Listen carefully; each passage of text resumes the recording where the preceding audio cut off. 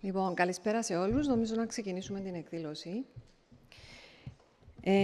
Με την ιδιότητα μου ως Αντιπρόεδρος του Συλλόγου Αρχιτεκτόνων Κύπρου και Πρόεδρος της Επιτροπής Γυναίκες στην Αρχιτεκτονική, καλωσορίζω τον Υπουργό Μεταφορών, Επικοινωνιών και Έργων, κ.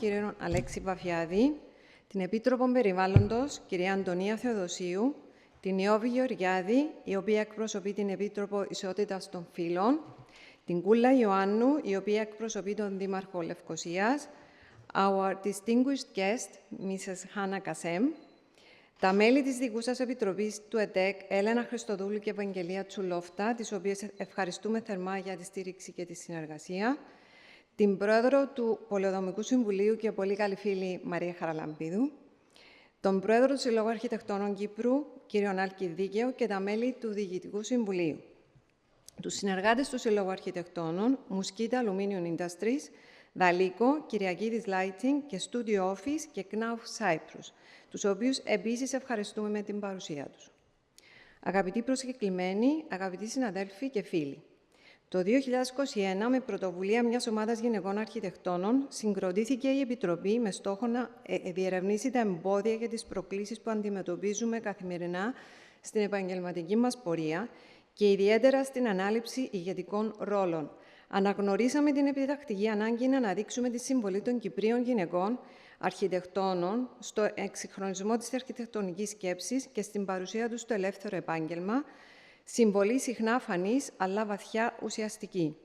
Σε πρώτο στάδιο, η Επιτροπή Γυναίκες στην Αρχιτεκτονική προχώρησε στη δημιουργία ψηφιακού αρχείου Κυπρίων γυναικών, αποτυπώνοντας την εξελισσόμενη πορεία τους στον αρχιτεκτονικό χώρο.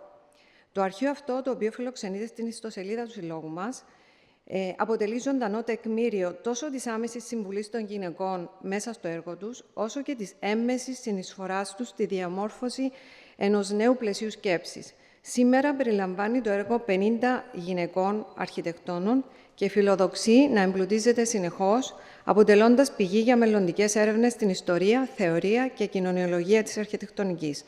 Στο πλαίσιο αυτών των δράσεων και με αφορμή τη Διεθνή ημέρα Γυναικών στη Μηχανική που εορτάζεται ετησίως στις 23 Ιουνίου, πραγματοποιείται και η σημερινή εκδήλωση. Μια ημέρα αφιερωμένη όχι μόνο στον εορτασμό των επιτευγμάτων, αλλά και στην ενθάρρυνση των επόμενων γενεών. Η ημέρα αυτή ξεκίνησε στο Ηνωμένο Βασίλειο το 2014 και από το 2016 τελεί υπό την αιγίδα της UNESCO, αποκτώντας έτσι μια παγκόσμια διάσταση. Παρά τις αντιξότητες, οι γυναίκες παραμένουν παρούσες, ενεργές και καθοριστικές στο συνεχώς εξελισσόμενο κόσμο της μηχανικής. Με την ιδιαίτερη ικανότητά τους να συνδυάζουν τεχνική γνώση με συναισθηματική νοημοσύνη, συμβάλλουν ουσιαστικά στην κατανόηση των κοινωνικών τάσεων, προάγοντας την ανθρώπινη και περιβαλλοντική βιωσιμότητα. Η σημερινή διάλεξη αποτελεί τη δεύτερη κατά σειρά εκδηλώσεις που διοργανώνει η Επιτροπή Γυναίκες στην Αρχιτεκτονική στο πλαίσιο του κύκλου δράσεων με στόχο την ανάδειξη του έργου και της σκέψης των γυναικών στον χώρο της αρχιτεκτονικής και της μηχανικής. Είναι ιδιαίτερη χαρά μας και τιμή που φιλοξενούμε σήμερα μια προσωπικότητα διεθνούς ακτινοβολίας, την διακεκριμένη αρχιτέκτονα Hana Kassem, principal του αρχιτεκτονικού γραφείου Kohn Pedersen Fox Associates, σε μία μοναδική δημόσια διάλεξη αφιερωμένη στη σκέψη και την πράξη στην αρχιτεκτονική. Με εμπειρία άνω των 30 ετών και έργο που εκτείνεται σε 5 ηπείρους, η Hana Kassem έχει αφήσει ανεξίτηλο αποτύπωμα στο σύγχρονο αρχιτεκτονικό σχεδιασμό. Μέσα από μια προσέγγιση που τοποθετεί στο επίκεντρο τον άνθρωπο και τη βιωσιμότητα, ανταποκρίνεται στις σύγχρονες προκλήσεις του αστικού περιβάλλοντος και των ανθρώπινων οικοσυστημάτων. Η διάλεξη της με τίτλο «Belonging, Mind and Matter in Architecture» αποτελεί μοναδική ευκαιρία για όλους μας να ακούσουμε από κοντά τις ιδέες και τη φιλοσοφία της που επαναπροσδιορίζουν τον τρόπο με τον οποίο βιώνουμε τον δομημένο χώρο. Dear Hana, it is a genuine honor to welcome you to Cyprus. We are grateful for your presence and the contribution you bring to this important occasion. Your work and vision continue to inspire architects and engineers around the world, and we greatly look forward to hearing your reflections today on architecture as a catalyst for belonging, sustainability, and human well-being. This event forms part of our ongoing efforts to celebrate and showcase the role and achievements of women in architecture and engineering in connection with the International Women in Engineering Day. Your participation lends invaluable depth to this initiative as your work exemplifies both design excellence and constant commitment to human-centered sustainability, and we are confident that your works today will encourage many to imagine new horizons for our profession and for society at large.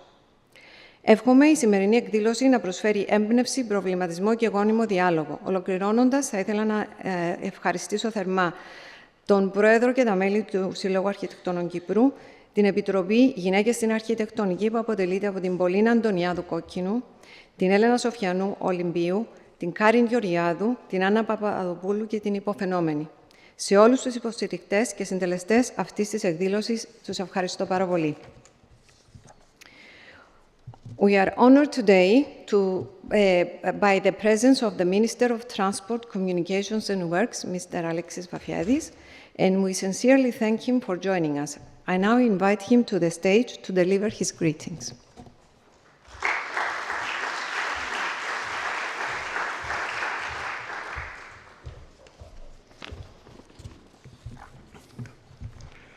Good evening, everybody. Last time I was here, I spoke for half an hour, and I think everybody was pretty unhappy about it, so I'll be quick.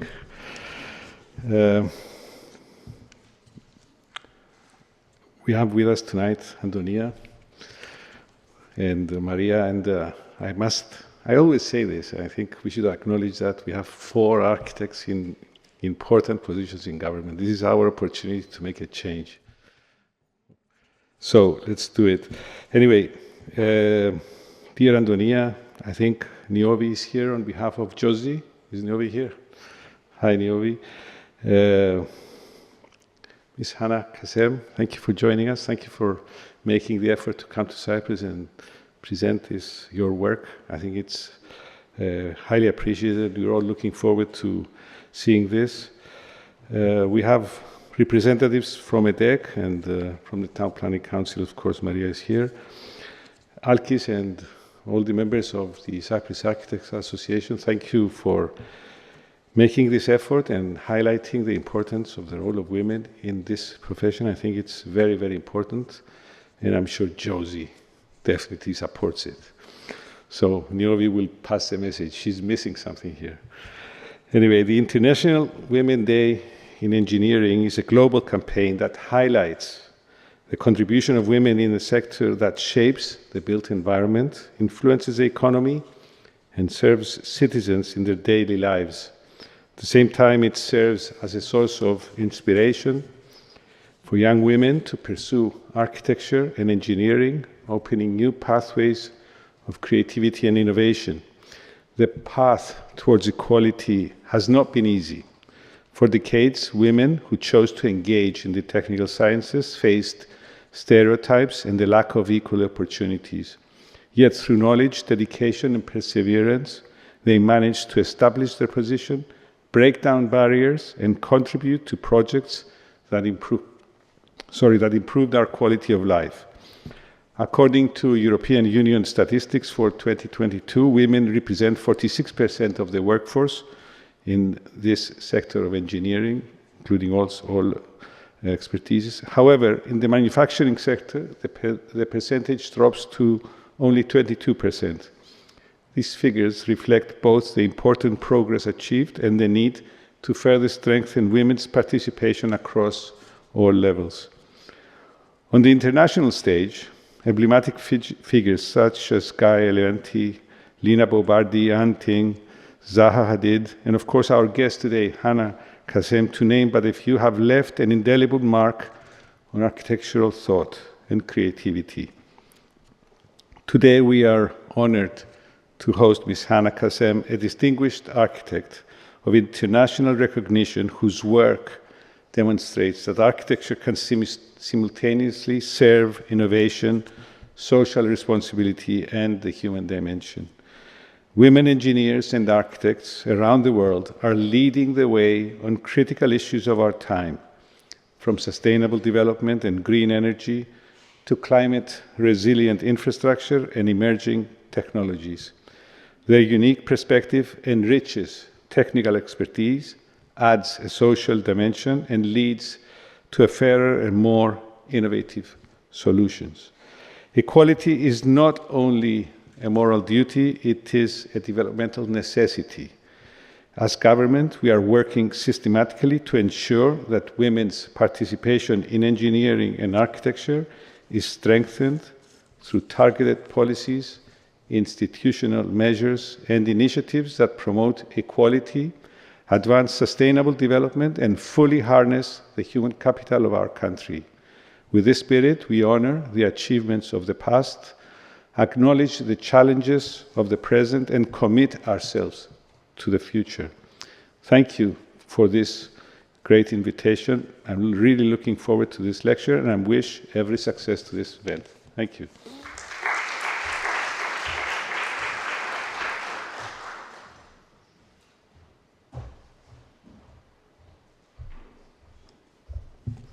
Ladies and gentlemen, dear colleagues, Hana Kassem, a fellow of the AIA, is a principal at Kohn Pedersen Fox Associates, with over 30 years of experience leading design projects worldwide.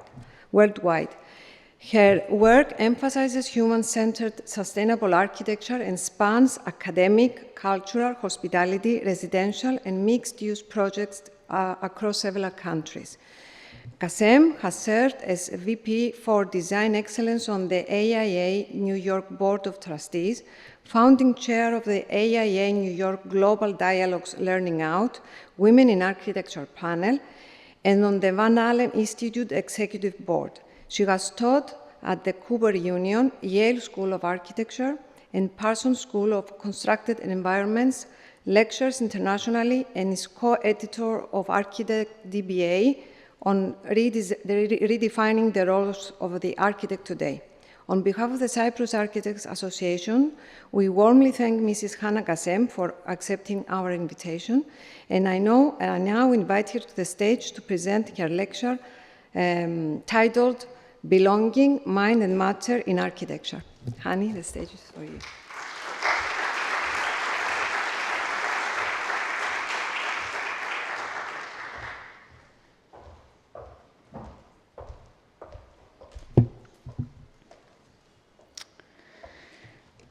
Thank you, everybody, for this very warm welcome. I just want to say that I'm deeply humbled and honored to be here in this beautiful space. I want to thank the Cyprus Architects Association, as well as the Women in Architecture Committee.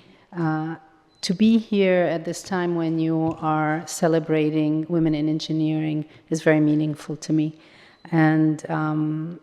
And I also want to thank Minister Vafiadis for this very warm welcome and for attending and being in the room.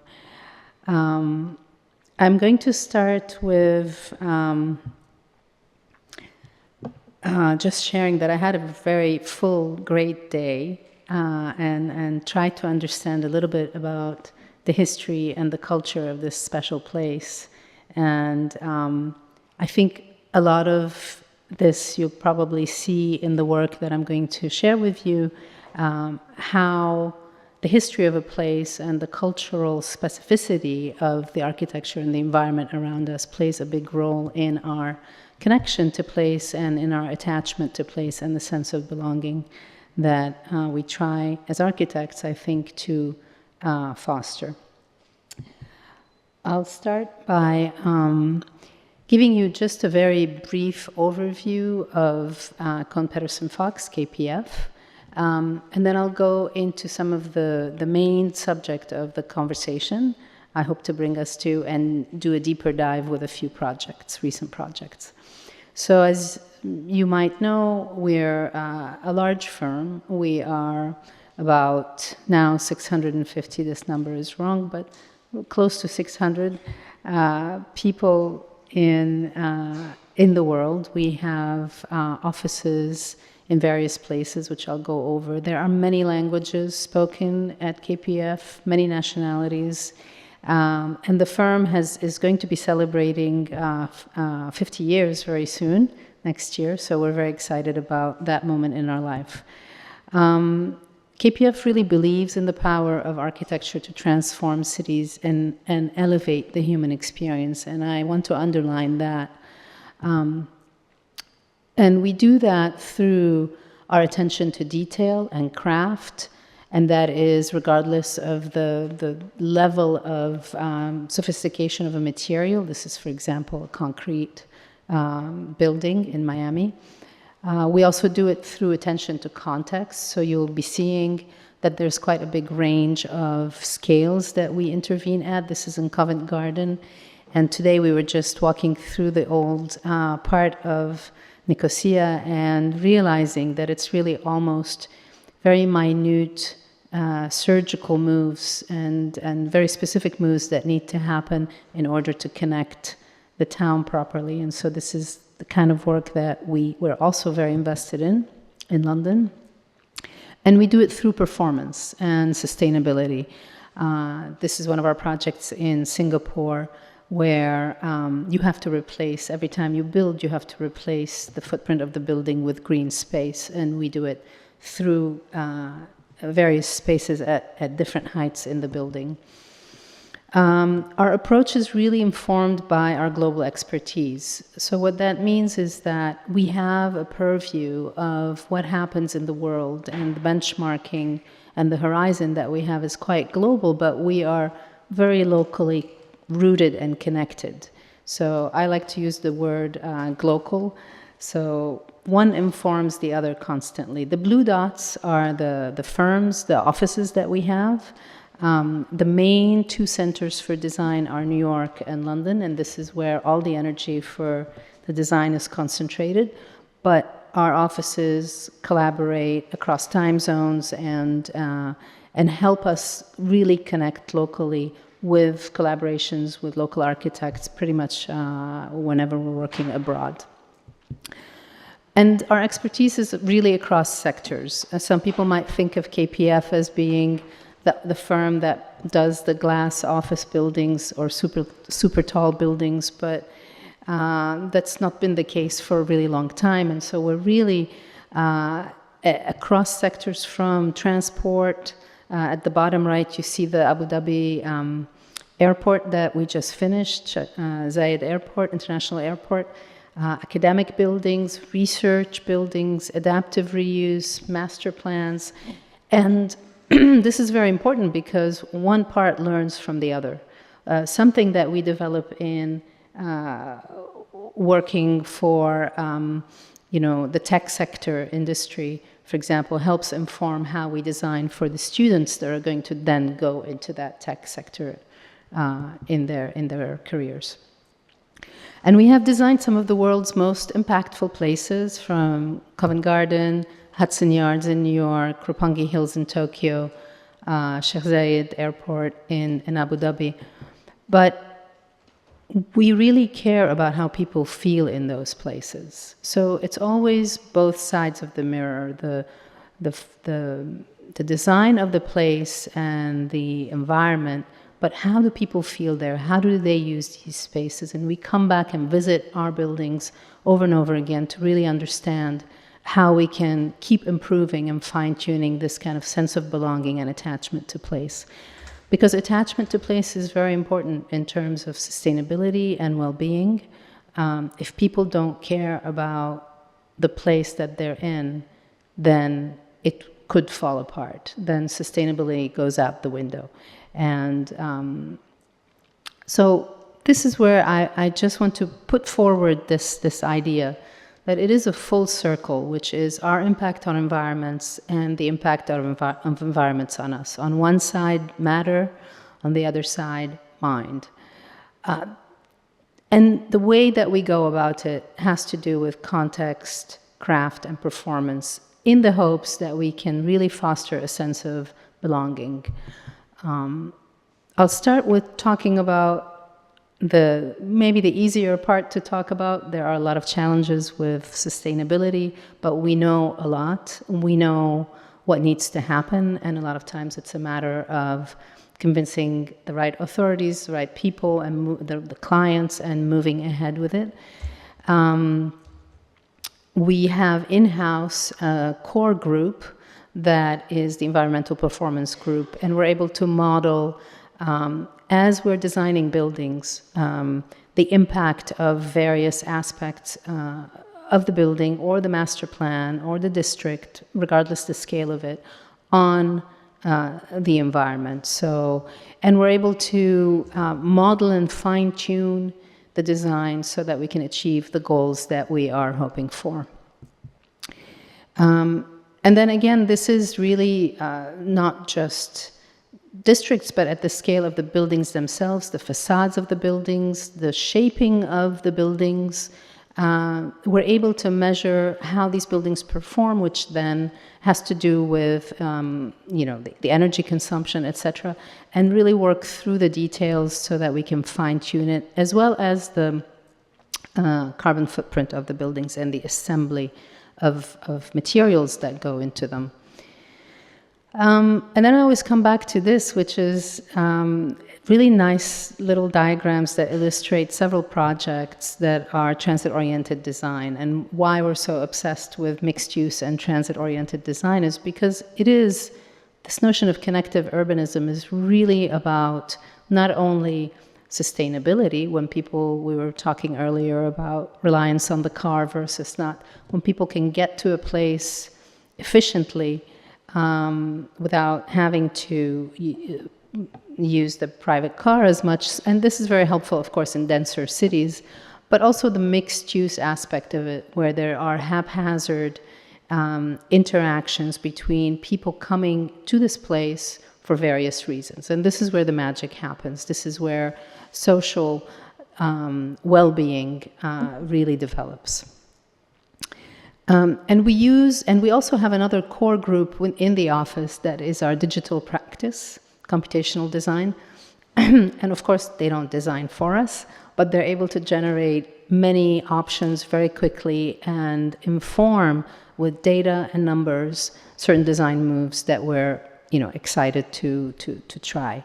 And also communicate to our audience the impact of certain decisions with regards to the design. And most importantly, we measure even how people move in a place and how they are connected to the place. So this happens to be the ground plane of a whole retail experience and knitted into the urban fabric. And we want to understand what parts of the design are really attracting people, keeping people there, allowing them to have conversations that then help them thrive. And also promote the success of the projects, of course. So then talking about this part, which is a little bit more perhaps challenging, the impact of environments on us, how we feel, the mind part. So I've been fortunate to be part of a research group, and we've had, I'm citing here a study. This is under the leadership of Anjan Chatterjee, where what they found is that there are 3 aspects of a space that, I'll go back to it, that are responsible for people's feeling of attachment to this place. One is coherence, the other is fascination, and the third is belonging. And belonging is perhaps the most difficult one to understand because, as we're all aware of the world around us. There are many aspects of our environments and the way that we relate to those environments that we can say are universal. Things like our attraction to natural daylight, our attraction to plant material. Biophilic design has been on the rise for many years, a couple of years. And comfort. Right? We're all more like each other than we are different. We're all pretty much built, more or less with some margins, similar way. But then there are other aspects that are cultural aspects, like how we interpret the use of a certain material, right? We as architects love concrete, raw concrete. in certain cultures, this might be treated or maybe understood as a poor material. You don't want to use it. Or I always like to use this example of the color red. How does your body relate to this color? Does it raise your excitement level? But if you use that color in China versus in Spain, your brain is processing that color in a very different way, because there are some political connotations with that color in China, let's say, whereas in Spain it might be more about, the Korea, the bullfights or something like that. So this is interesting because, as architects, we're very, very involved in understanding these layers of interpretation, especially as architects that work across the world and in various cultures. So, is this okay? You don't need it. So I'll start with one project, which is the Hong Kong University of Science and Technology.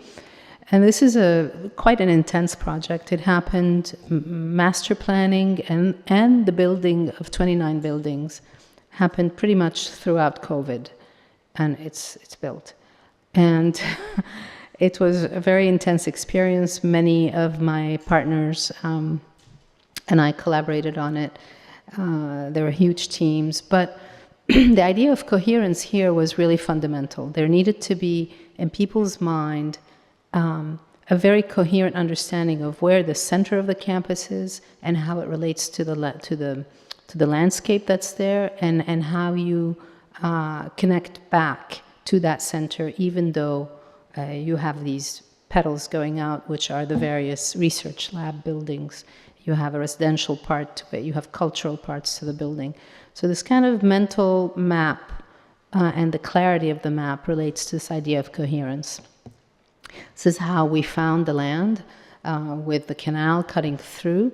And one of the first things that we thought of was to really leverage this body of water coming through it, but also create a green belt that connected various landscape-oriented buildings that are in between being a building and a landscape, and created a softer border all around.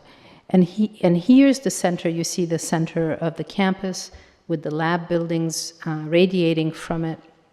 And at the center, rather than having a big open space, partially due to the climate and also our strong desire to make sure that people actually connect and don't just go into their lab and do their research, we created a series of social buildings like the cafeteria, the auditorium, the student organization spaces, and let this body of water come through it. The libraries in there too.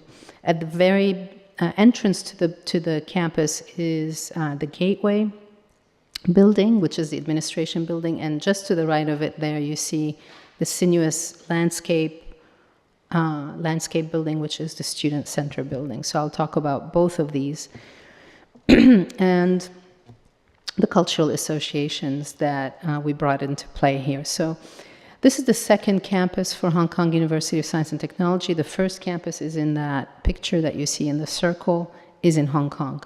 This campus that we did is in China, mainland China. And they wanted to make sure that as people came here, they would understand the connection to the original campus, the environment of that semicircle, which is the entrance to the other campus, that sculpture of the red sundial in the middle of it.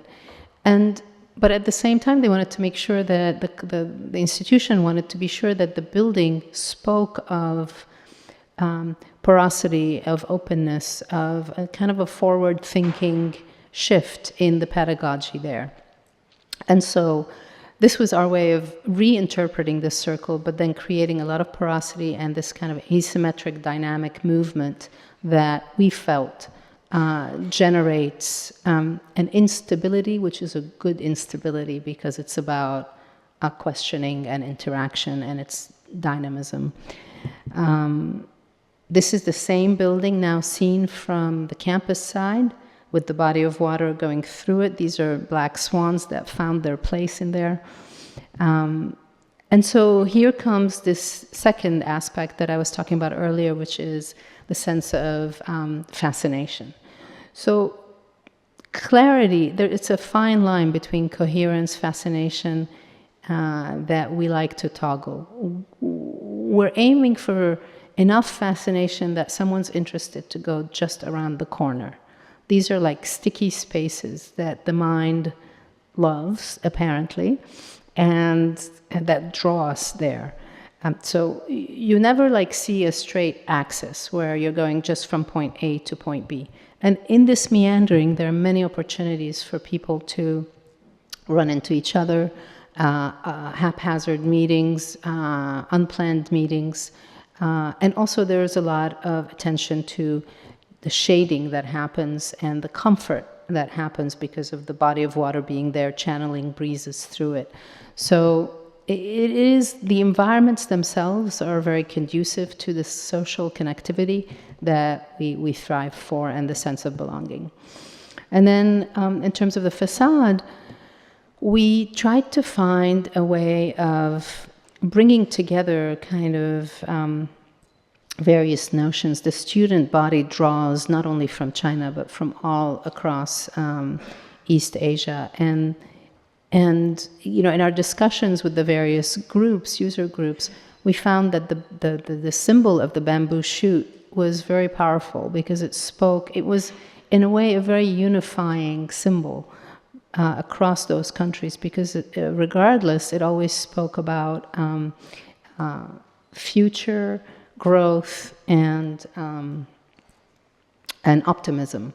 So we use that to create this very textured, crafted facade that's almost like the negative of these bamboo shoots forms. And it's a subtle reading. It's not something that is just like the first thing that you see in the building, but as you discover aspects of it, you start to see what it's about.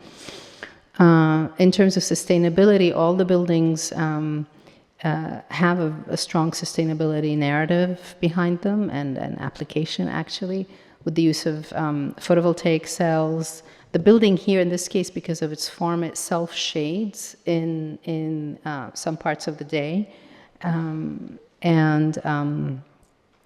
we're able to harness some of this energy, store it, and use it in the evening for the landscape, at least.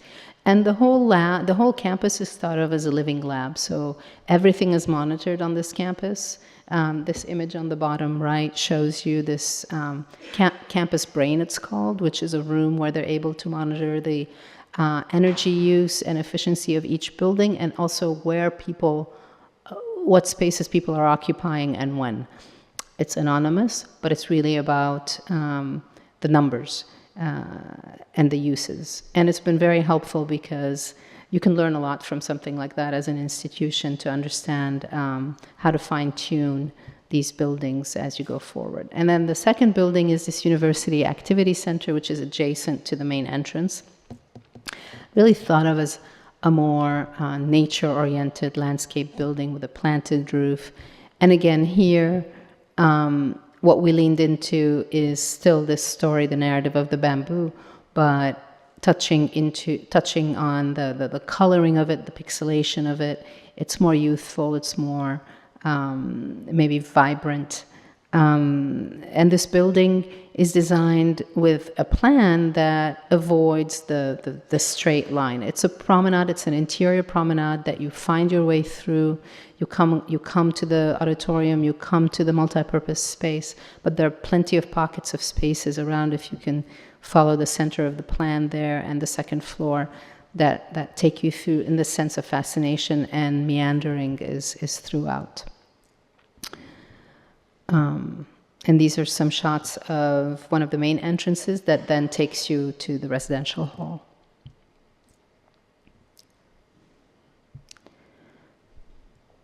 And then I won't dwell too much in here on this, but we also were able to, in both buildings actually, leverage a natural a heat stack effect so that the buildings can be ventilated naturally for certain months of the year, not throughout the whole year.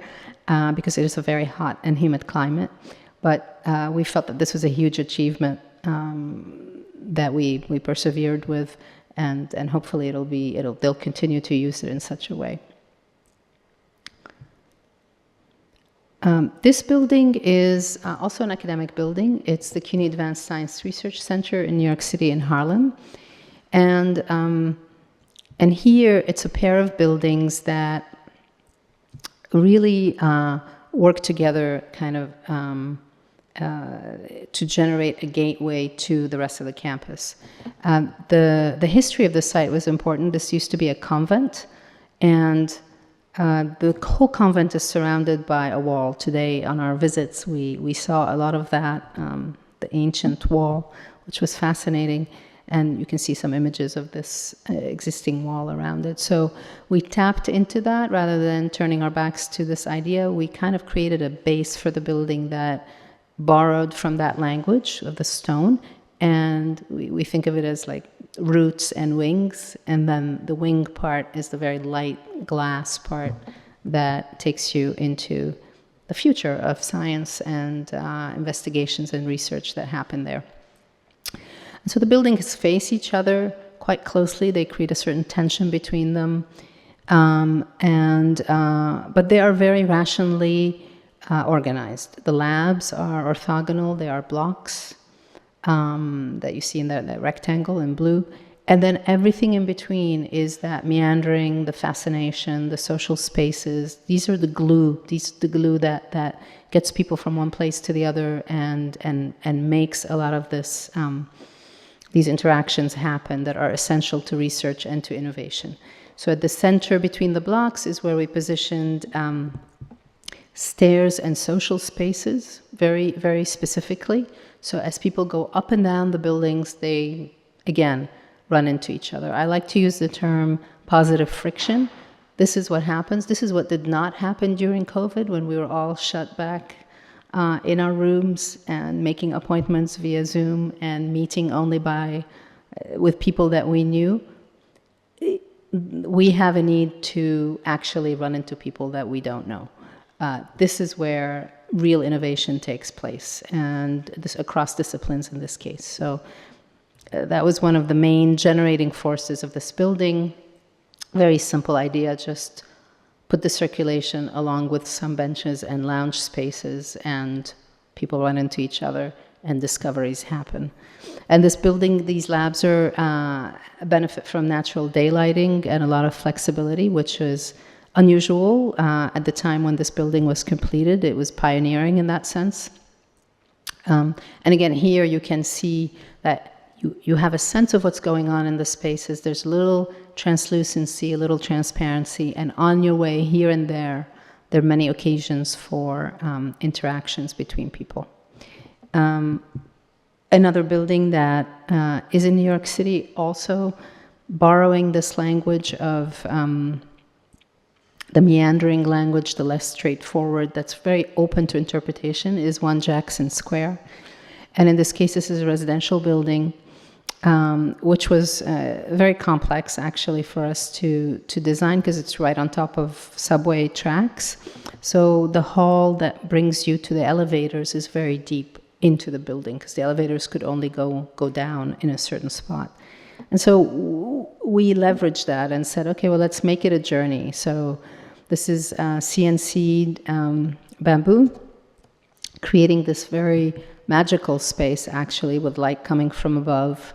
And it's there in the village. It's beautiful. University of Michigan's Center for Innovation, this is a project that the committee chose to put on the poster, so I'll talk about it briefly. It's a new project. It's under construction right now. It's up to the second floor. And it sits in a place in Detroit which is ripe for renewal. There's a lot of surface parking, not much activity happening there, but just at the end of that image you see on the top, there's a big arena, a lot of pedestrian activity at that end. So Our building is quite large, and we wanted to avoid it feeling like a wall. We wanted to make sure this became an anchor at the other end of this axis that exists there. So we created a portal that cuts through the building and draws people to and from. And this will be really the catalyst for, there will be a second building that's the student residential building, and then a third one that's the incubator building. You can see here its presence on the main avenue there, and the language that we employ, which is that, again, of forward movement. Detroit, you might know, has a long history, industrial history of car manufacturing, and then the economy really tanked. It was very negatively impacted for a number of years, and it seems to be now benefiting from a revival. And so we wanted to lean into that history of movement, advanced technology, and create, in the form of the building, this sense of progress. Nothing stagnant, nothing just as it is, but always open for change and advancement. So through this portal on both sides are actually galleries where you can see the science on display, you can see students working through. Here's that axis that I described earlier, and an atrium centers the upper levels. So one really important thing is that the two bottom floors are public programs. So this is where you'll have middle school and high school students coming to do robotics project together, whereas the upper levels are the graduate program studies, and those are centered with this atrium, and then an event space at the top of the building. So positioning, programming these spaces so that there was a lot of visibility. In this image here, the doors, there's garage doors that open up, so people can work inside and outside. Passers-by can see what's happening in this building. We wanted to avoid anything that had to do with shutting away the public eye. We want to invite engagement. And then this is that same space where the robotics program is taking place, with the doors open and the ability to connect with the public. And then at the top of the building is a multi-purpose space for various events, etc., and the atrium, which brings together, again, various disciplines from robotics to electrical engineering, sustainability, etc. And then this idea of co-locating stairs, lounges, pockets of space where people can interact kind of informally was also still a driving force here. This building is going to be an electric building. We're very excited about it. Of course, the grid itself is not a clean grid, but hopefully by the time that happens, we'll be able to plug into that. Some of our very beautiful and impactful and tall buildings is in New York City. One of them here is One Vanderbilt, and that I don't know if you've been to New York City, but you'll notice the peak, or if you've been since it's been built, the peak is very distinctive, and it's adjacent to Grand Central. So this is a transit-oriented development. It replaces a building that's much shorter, but a straight extrusion up, and through our in-house computational design, we were able to demonstrate to the community that even though this building was much taller, because it leans in, it brings light to the street, and it opens up views towards Grand Central, which previously you would not be able to see obliquely. As a transit-oriented development, it also gestures to the station. And this is a place where many people start their day.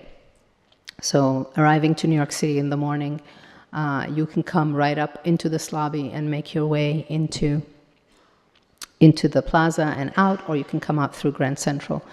But here what we really paid attention to was not only this kind of angular gesture that opened up the views towards Grand Central, but the materiality, the tonality of the building itself, and the articulation within the lobby and on the facade as we kind of took our sampling from the existing facades and the work, the terracotta work that's around there. So you see on the image on the left, there's a lot of detail, both in Grand Central and some of the buildings in the surrounding.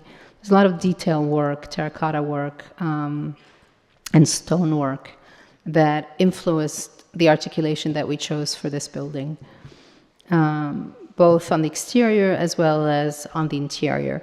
And so the level of craft that has gone into making this feature wall is really quite impressive. Actually, the team spent a lot of time even carving and creating these prototypes for these light flecks, these bronze pieces that enliven the space and add a little bit of warmth to it. And then again, through the building, there's this, at the kind of a mid-level, there's a green space that offers views onto Grand Central. You see it in the skyline. And another New York project that I want to share, this is a very unusual and really exciting project. We were talking about historic preservation earlier. This building, and also transport, this building is the Farley Post Office, which is, it occupies like 2 New York City blocks. It's one of the biggest footprints of buildings in the city, in the region actually. And it's a landmark building. A part of it was restored and is the Moynihan train station, where many trains come into the city. And then the rest of it, which is colored in blue and green, became the offices for Meta, which we designed the interiors of. So here you can see a little bit of the history of it, and this is where all the mail to New York City came. We love to tap into this kind of cultural interpretation of the snail mail, handwritten correspondence that came into the city and got distributed there, versus now it's reuse and reinterpretation for Meta, actually the digital counterpart of this narrative. And there are a lot of really interesting archival material that we unearthed and we're very excited about, as well as these details that we found throughout. And going back to some of the concepts that we were talking about earlier, this rationality, the density, the coherence, and the opposite, the fascination, the relief from the grid. These were all notions that we played around with and were very important actually for our client, because their goal was the best environment for the well-being of their employees. So we really developed this whole narrative as a series, like a journey with many destinations of various scales. It's almost like master planning, but in an interior space. And with social spaces, transitional spaces, what we call neighborhoods, which are where the desks are along the perimeter, which get natural daylight, what the plan ended up being like. And then you can see these giant gray boxes are atria that were existing in the building, but we tapped, actually this one we made, and we tapped into and connected to the main entrance where the elevators are. So this journey, as well of light, as well as the connection to plant material throughout, was really fundamental. And just kind of making sure that as you go, there are places for you to sit, have a cup of coffee, talk with somebody, exchange ideas, was very important. And we thought about coherence as a way of creating natural wayfinding in the space. So each level had one aspect that was either landmarked or special about it. And that became our way of thinking about, let's call it the motif of that floor. Some of the spaces, we understand why they were landmarked, like this was the old post office. We transformed it into a lounge. Some other spaces we didn't quite understand why they were landmarked, like this elevator lobby. But the elevators are not functioning anymore, and we could do whatever we wanted with them. And Meta has the program for a reading room. So we transformed these elevator shafts into reading nooks. And these have been very, very successful. They're occupied 24/7. Anytime you go in there, people want to be there. Why? Because there is something that we talk about, with our neuroscience group, this idea of prospect and refuge, where you can be in a very enclosed space. You can feel very protected.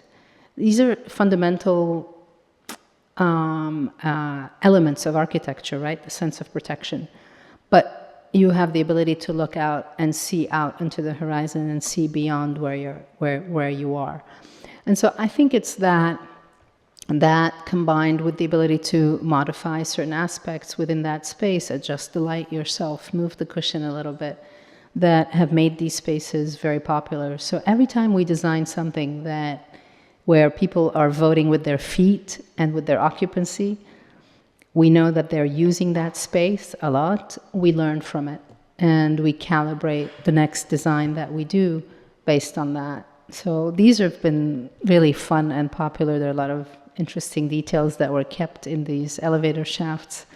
And then here, crafting this wall with a very simple material, which is the raw terracotta. But again, thinking of it as an interpretation and not to the history of what was there before, right? The mail sorting boxes, the cubbies where people would distribute the mail. It's not historic preservation, but it is an acknowledgement of the history of a place, which is very interesting for us to really bring up and make sure that is not forgotten when we do something new or we reuse a space, leaving traces behind. And then the last project I'll share with you is this, which is still in design. It's called The Cliffs. It's in Dubai. It's a residential building. And if you know Dubai, it sits on the canal next to Safa Park. So these assets of the blue, the water, and the green were very important to us, especially in a place like Dubai, which is a very dense city that we don't think of as being very nature-oriented. Our interpretation of being able to offer luxury, let's call it, would be this connection to nature and this oasis in the city. And this image in the middle became very important for us because this is a rock called Fossil Rock. It's in the UAE near Sharjah, and it's very unique and distinctive. And we were very inspired by the kind of gesture that it had and how it was really a very important part of the geological heritage of the place. So just thinking about the layering of time and the heritage through the geology and the attachment to place, we developed the language for this building,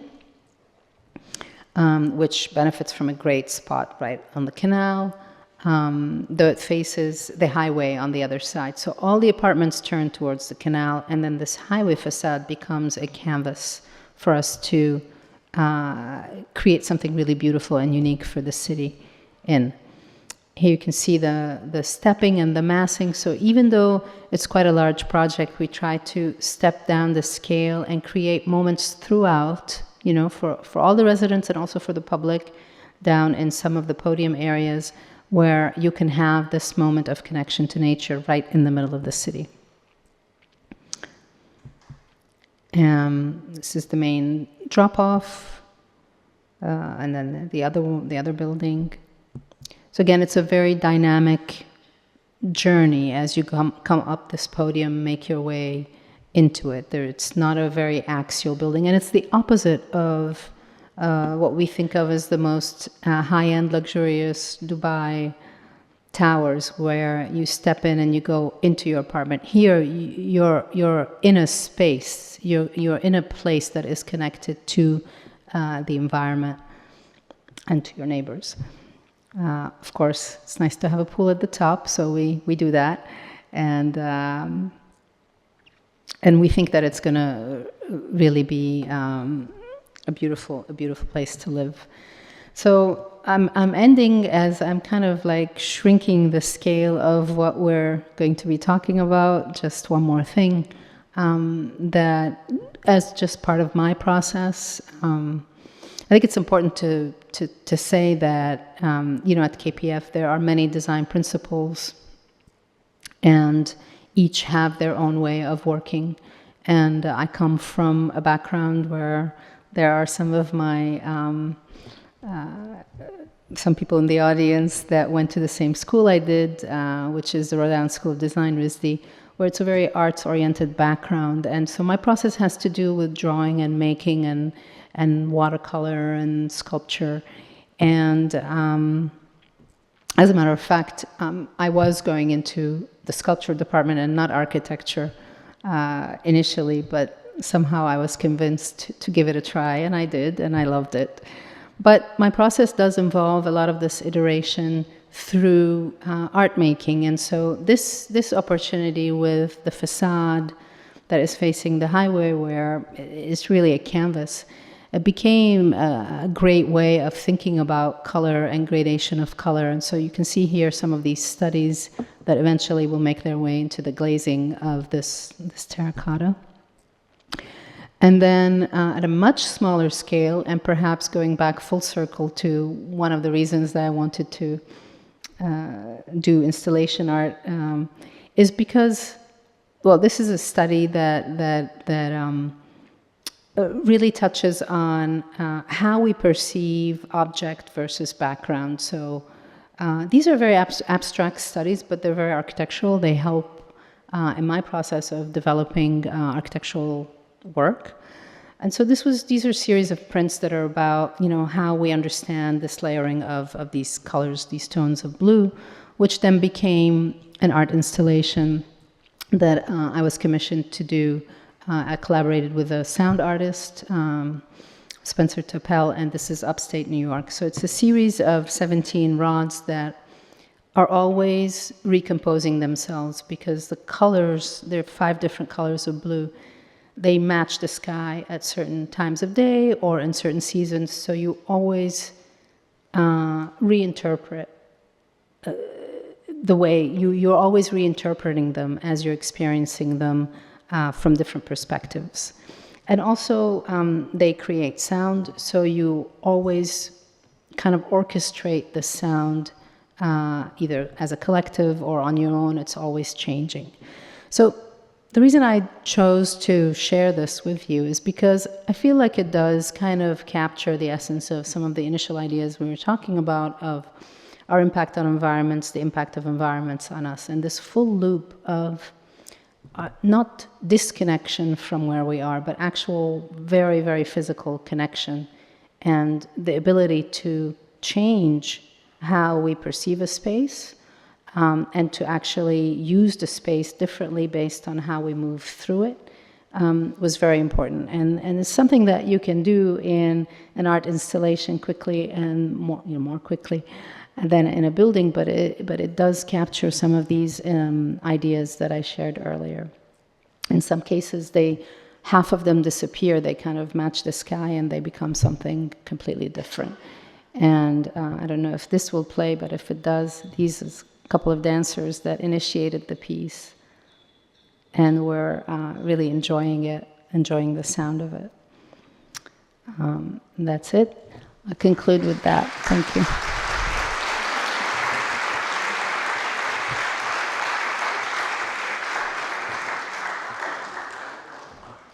Should I stay? Should I go? Yeah.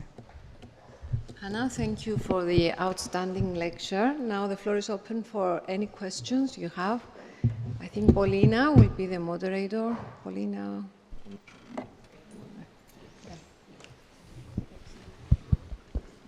So, any questions?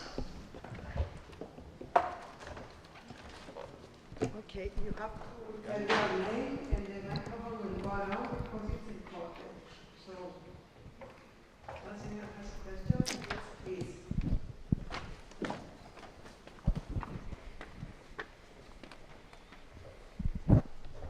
Thank you. I am Luis, an architect. I wonder if you could share with us something of your experience being a woman architect in the team, because as far as I understand, this is the theme of our event here. So what is something specific or particular that your nature as a woman has contributed to the architectural part of your projects? Thank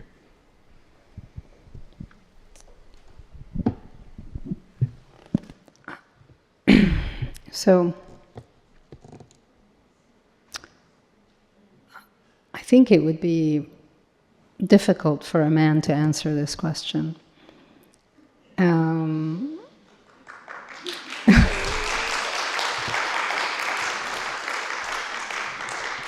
But nonetheless, I would take this as an opportunity to say that what's important in the field of architecture, and it was mentioned by Mr. Minister earlier, that there is diversity around the table. That's the most important thing. Because when we do projects that are impactful to many, many people, millions of people, we want to make sure that we're not seeing things from one side of one perspective, right? So having voices that are of a different gender or from a different part of the world, or maybe people that work in a way that's not your stereotypical, that don't fit in your stereotypical profile of the single male genius architect, right? We don't work like that. We are actually very collaborative designers, and this is, I think, not only KPF, I think architects in general are collaborative people. You have to collaborate with engineers, you have to collaborate with the civil engineers, you have to, understand something about climate, you have to communicate with people that may not look like you or think like you. So I guess that's the thing that I would underline, is that, having many paths to this profession and having many ways of doing it is really key to the success of a practice.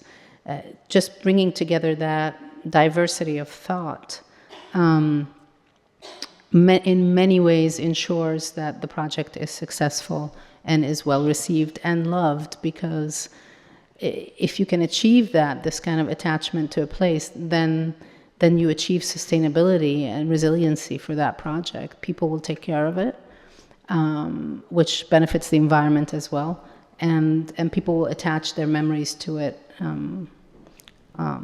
for their life. You remember probably who you met in the university when you went to university, right? You remember that environment. Oh, I met this person there. We were sitting under that tree, or we were in that hall.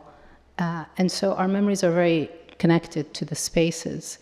And I feel that just the fact of having around the table people of diverse points of view, whether female, male, or of different cultures, is really what ensures that kind of sense of belonging, connectivity.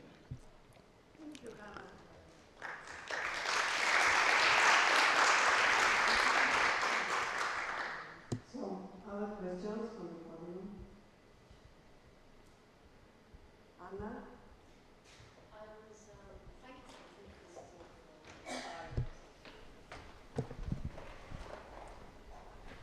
Is this how they do it at the Eurovision? It's been a privilege to follow it, thank you. When you were showing the project in Michigan, I was moved when you said how this is something that is in constant flux, and this is a dynamic, there's sort of dynamism that runs through the project, and it got me thinking how we are in constantly in transition. And I mean as the profession is in transition, globally we're in transition, financially we're in transition, the environment is in constant transition. And I was wondering if you can give us a sense of what you see as the drawbacks and the advantages of being in this constant state of flux. What I see as what, sorry? That's the drawbacks and the advantages, or the advantages and the drawbacks. Of our state of being as a society, that? Yeah, you can zoom in if you want to the profession or to the society in general. I think I am all for movement. I'm a movement fanatic. I feel that state of flux is very interesting in many ways because when things are changing, there's an opportunity for inclusion that doesn't exist when things are set. So inclusion meaning like a new voice comes to the table. Something you didn't think of before, you notice, you bring into the mix. So I think those are all great advantages of being in flux, and also maybe on a personal level, but also the field of architecture, the ability to reinvent itself is great. And we are definitely at a moment in time now, as I'm sure conversations have gone around about AI, etc.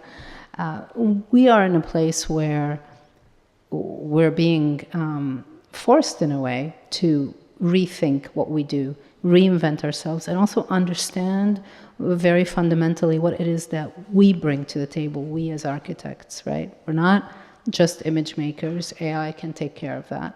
We're not just, solving problems that are practical planning, programming, which is very important as well.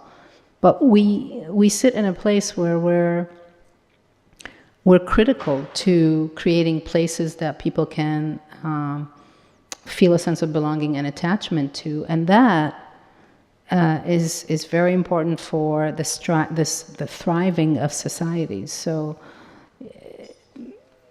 I think that being in a state of flux forces you to really understand better what you bring to the table and redefine it, but it also allows you to think of what else you've missed and you can bring into the conversation. I mean, I guess those are things that I feel like are important for us now as a profession to think of.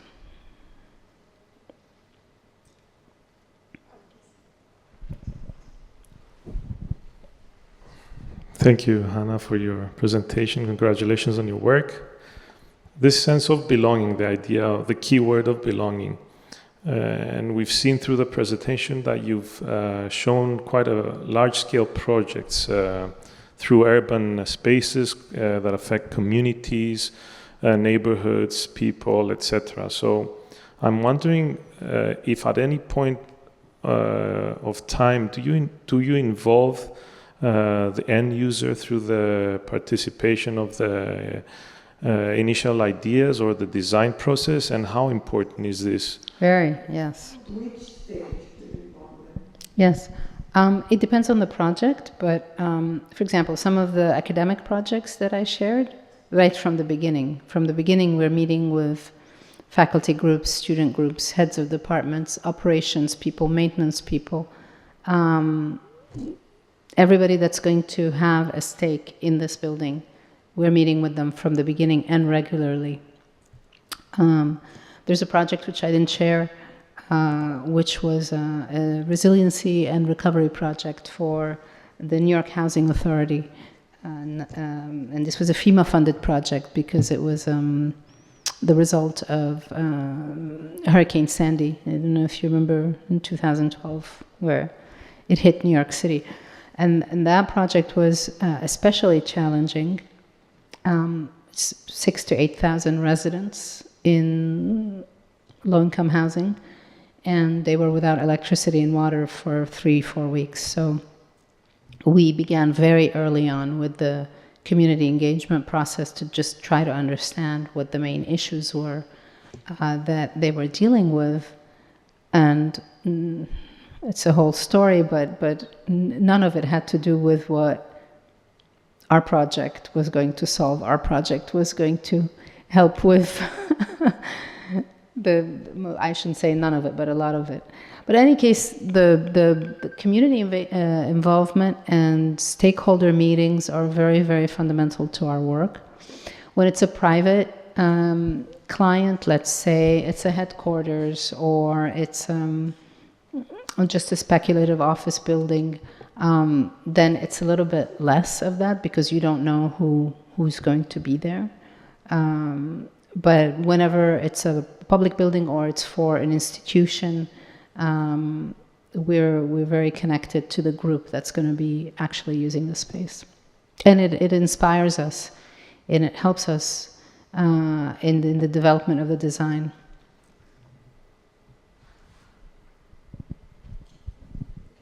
One thing I wanted to ask you is we have a question here in Cyprus about social housing.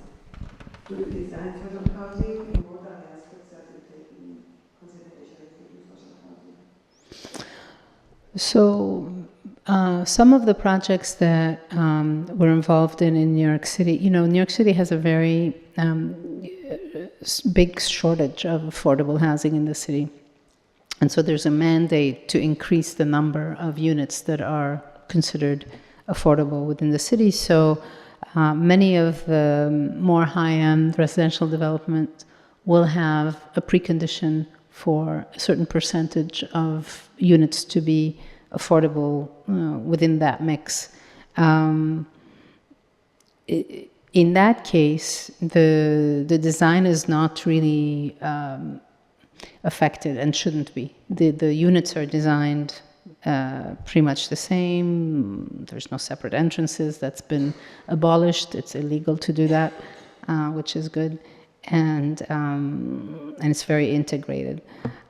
But if we are doing, ground up, like all full, more affordable, like some parts of the states, not in New York City, but I think in Texas, we have a project that is like that, and a few other places. Then, our work tends to be we try to use the budgets because then the client is coming to us with more reduced budgets, right? So it's a financial equation.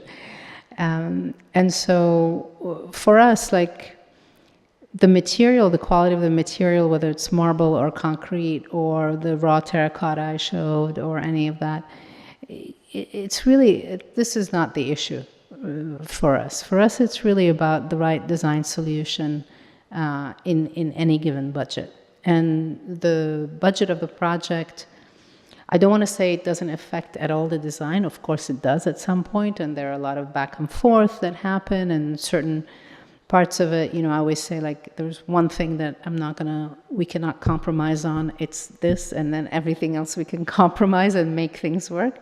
So we try to align on those aspects right from the beginning. We set a mission for it. So a lot of what we were talking about earlier, Alkis, you were asking about the engagement. We will come up with a set of terms that become like the go-to, the mission of the project. So down the road, when there's value engineering or there isn't enough budget for this and that, especially with projects that would be like more for affordable housing that comes into play, we have to remind everybody of what the mission is, right? So sustainability a lot of times is on that list. Social connectivity, we agree on those terms and they become like non-negotiable. So you can as long as you can achieve those, you can find a cheaper material, you can find a more efficient way of doing something, but we don't want to lose those elements that hold the project together, the mission of the project. Okay, thank you. Any other questions?